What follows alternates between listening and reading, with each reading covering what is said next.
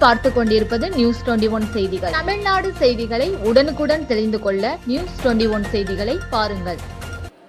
பாலக்கோடு அருகே ஸ்ரீ அக்குமாரியம்மன் கோவில் சித்திரை திருவிழா. பக்தர்கள் தங்களது வீட்டிற்கு சாட்டை, வேப்பிலை வாங்கி செல்லும் வினோதம். தர்மபுரி மாவட்டம் பாலக்கோடு அருகே சோமனஹள்ளி கிராமத்தில் பிரசித்தி பெற்ற ஸ்ரீ அக்குமாரியம்மன் கோவில் சித்திரை திருவிழா வெகு விமர்சையாக நடைபெற்றது. இத்திருவிழா கடந்த 9ஆம் தேதி கொடியேற்றத்துடன் துவங்கியது.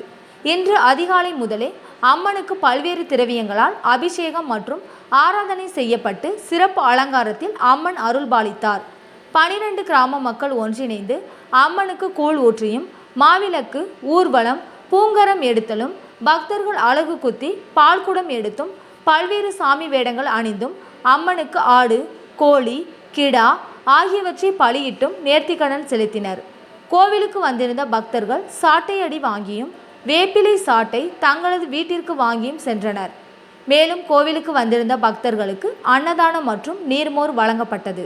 இவ்விழாவிற்கான ஏற்பாடுகளை ஊர் பொதுமக்கள் மற்றும் விழா குழுவினர் செய்திருந்தனர். நியூஸ் 21 செய்திகளுக்காக முனியப்பன்.